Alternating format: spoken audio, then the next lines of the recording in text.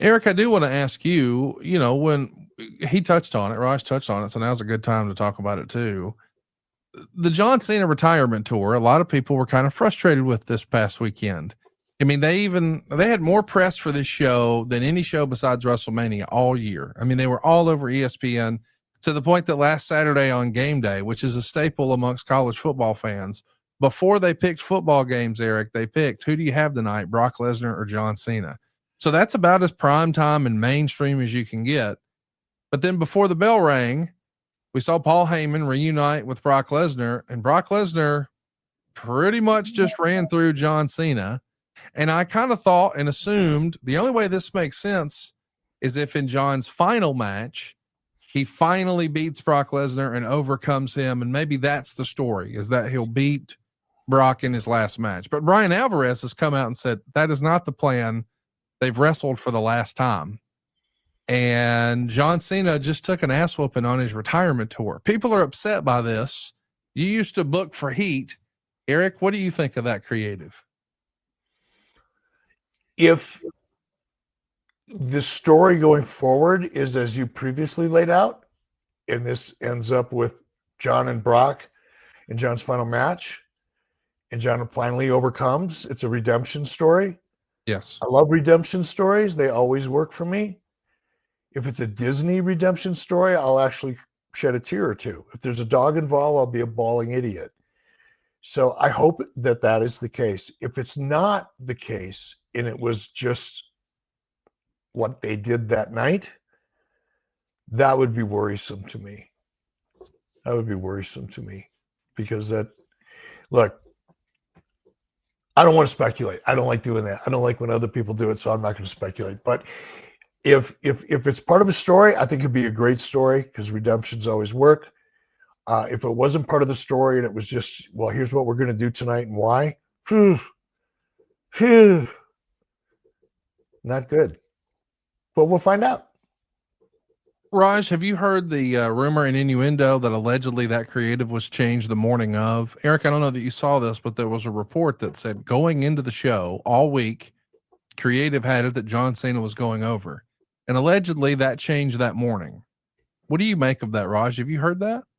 I did hear that online. I haven't seen that reported, by PW Insider or Fightful or some of the other larger credible. I'll say it for you. Credible, fucking right. Credible. Yeah, credible sources. But I just think it doesn't. People at this stage of Cena's career, fans don't want to see him getting murdered on his way out. Now, I agree 100% with what Eric said. If it's part of a bigger story where it leads to redemption, he finally gets that big win, then that's great. That's fantastic. But Lesnar's a made guy. He doesn't need this win. We want, fans want to see Cena play the hits on his way out, have fun with them, and then see him, go out as a hero. And just seeing him get murdered just is not. Just seems tone deaf to me, even if that's what Cena wanted. I can't. No, just listening to you, Raj, I can't believe that this is anything but a story. Just listening, because you saw it. Listening to you describe it, I can picture it. I can't imagine that this is anything but a story. I hope you're right. I know. I hope you're right. Otherwise, the dark side won. Right. Because they are going with AJ Styles next. I mean, that is Cena's next opponent. So good. That'll be seemingly fun. Moving away. So we'll see if they come back to Lesnar for that last Saturday night's main event in December. Then all that hate was for naught. Hey, Eric, I want to tell you, John Cena, because I think this is interesting, as we're recording just 2 days ago, tweeted this out. I want to thank @Triple-H for being flexible here and rewarding the true driving force behind hashtag Cena versus Styles, the fans. 2 posts, over 10 million views, and so many of you let yourself be heard. Hashtag WWE Crown Jewel, Perth, and @AJ Styles. You'll get my everything. Listening to our audience is always what's best for business. I'm grateful to all of you for choosing my next opponent, LFG. To me, That feels like there's some politics behind that tweet. What do you think, Eric? No, I just think it's magic marketing. What he's done is he's made the audience a part of his journey. Yes. He's connecting with the audience in an active, engaging way that no other form of television can accomplish. It's just so uniquely opportunistic for WWE and sports entertainment. And that was a masterful example of how to use social media to advance your brand, your story, whatever it is you're doing. That was just masterful. Raj, I want to get your take on the John Cena retirement tour. You know, the only thing we have to compare this to here in America is the recent Sting retirement tour with AEW last year. Earlier this year, we had Goldberg in WWE. And if you want to go overseas, in recent years, we've seen Jushin Thunder Liger and Great Muta, and now Tanahashi on his own farewell tour. I feel like WWE fans have been more frustrated with the John Cena retirement tour than perhaps any of those others. Why do you think fans are struggling with this? Does Triple H not know what these fans want? Is he struggling with how do we transition John Cena out? Why are fans seemingly dissatisfied with the Cena retirement tour relative to all these others? Well, I think a big reason is that Cena is the biggest star in the post-Attitude Era, era. You know, he's been the number one guy over the last 25 years, and I think fans even people that hated Cena back in the day, they want to see him get the big heroes retirement. And as many times as WWE has done these retirement tours and things like that, it's hard to say how many times they've actually really nailed it. And you look at their biggest legends, Hogan, Savage, they never really got that, really great send off. And so I think fans just want to see that for Cena. And you had the failed heel turn. Right now, they're out of dates for Cena, which is why they're doing this build with AJ Styles over social media, because they're almost out of his dates. So I don't even know if Cena will make any TV appearances before that match with AJ. Maybe one. So it just feels like not the most well planned out thing. And when it started out with him turning heel with The Rock there, it looked like it was going to be something huge, and it's just been kind of a disappointment ever since. And I think fans just expected more and really wanted to see a great storyline for Cena heading out. Eric, I know I'm putting you on the spot here, but if you were going to give a grade to the Cena retirement tour so far, and let's pretend we're in school, is WWE getting an A, a B, a C, a D? What letter score would you give the retirement tour so far, creatively? Well, the first thing I would do is check the box office and the gate, see how the revenues are doing, and judge that against my expectations. Number one, but number two, just looking at fan reaction. They tried the heel turn. Yeah, no, that's a weird one. I think if I take that out, they're basically giving the audience what they want, which is a version of Raj's point, which I agree with. People want to see it's a hero's journey. It's the easiest story. It's the story that's been told more often than any, and the one that always works. It's hero's journey, and the heel turn attempt. It's like, yeah, maybe the end of the movie ended up being pretty good, but you got up and walked out mentally or emotionally during the first 15 minutes of the movie because it just didn't make any sense. And you kind of opted out. Didn't understand it. Didn't hit you in the feels the way you thought it would, the way you wanted it to. Just felt and it's hard to get it back. So I think that had a lot to do. I'd give it a C. Now, if you take the heel turn or whatever that was, take that out and just look at the rest of it, probably a B or a C, or excuse me, maybe an A minus, a B. It's been pretty good, except for the way it started. And maybe based on what happened with Brock, I don't know, maybe continuing. I absolutely agree with Raj. I think if they would have set up just give everybody what they want is to see the guy go. Everybody would love to see Babe Ruth hit his last home run. Nobody wants to see Babe Ruth strike out. You know what I mean? If you could go back in time, how many people would say, I want to go back in time. I want to be there when Babe Ruth grabs his last at bat, but I want to see him strike out. No? Same thing here.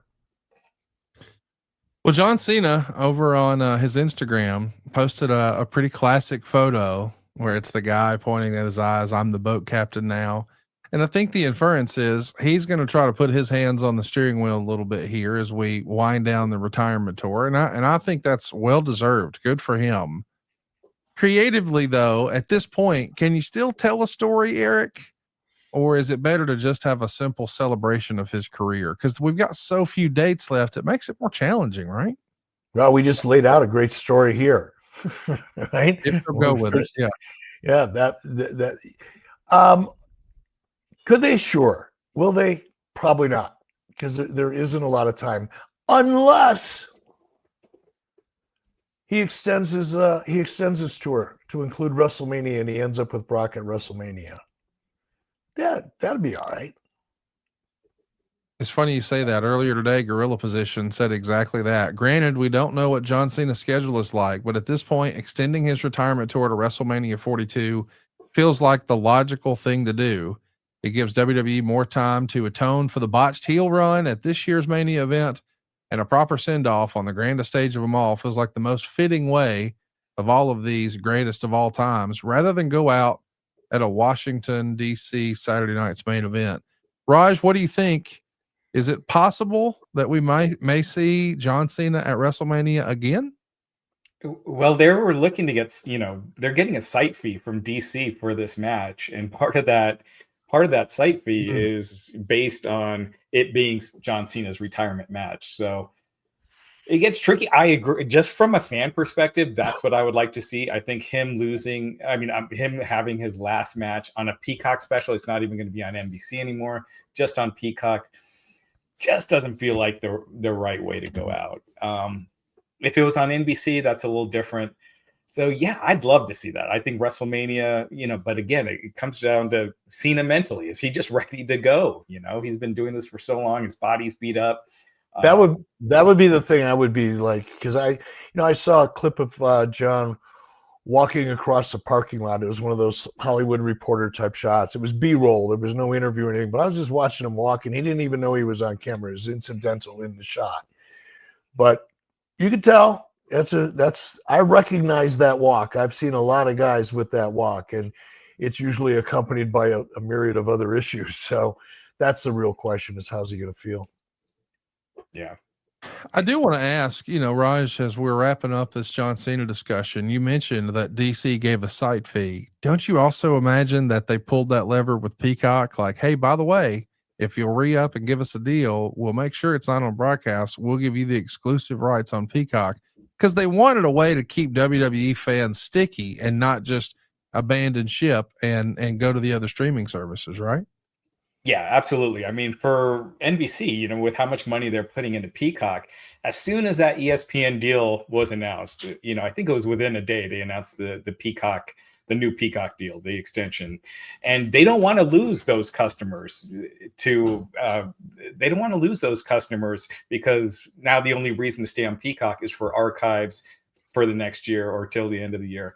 And for these special Saturday night's main event that you could watch on NBC. So by taking away that NBC aspect, you keep those subscribers, or as many as you can that won't jump ship. And it makes all the sense in the world for them wanting to make it Peacock exclusive, as opposed to streaming it also on NBC or airing it also on NBC. Because otherwise, I would cancel my Peacock, if I know these specials are going to be on NBC anyway. SaveWithConrad.com. My name's Daryl. Came from Massachusetts and I moved to Wisconsin. And there's a lot of people that might be asking, why go with Conrad? Why go with Supreme Lending? And let me tell you something, brother. I think about the credentials, the tag team partner that I'd be working with. First of all, we got the Podfather himself, Conrad. How can you go wrong with that? And then also go on to SaveWithEric.com, which, you know, who else could have kicked Vince's ass for 83 consecutive weeks? You can't beat that duo right there. But they did bring a secret weapon, and I didn't realize this because this was not advertised. I worked closely with Larry the Axe Thompson. And let me tell you, with all the stress with moving across the country with a large family that I have, it was reassuring to know that I had the enforcer at my back, handling questions from the other side of sellers, the other side with trying to find the right prices. He took care of all that. All I had to do was keep my eye on the prize and make it there to Wisconsin. They were absolutely fantastic. They checked in on me, especially Francis, very patient with me. I don't go through this process all the time, so I trusted the experts. I was able to call them. They called me if they had questions, and it felt like it was a personal arrangement. There was even a point in which, from the seller side, they wanted something else that wasn't part of the norm. Francis straight up told me, hey, we're loyal to you. We'll do whatever you want to do, and we'll make sure that you guys are taken care of. They came through. I made it to the dream. I'm the champion of my own destiny here. They were able to help pave the way for me and my family. I couldn't be more happy with the results. I went from having less than an acre to now 20 acres worth of land. They made that dream a reality. I'm Daryl, and I'm living in Friendship, Wisconsin, in my dream home, thanks to SaveWithConrad.com. Animal lesson number 212, non-equal housing lender. SaveWithConrad.com.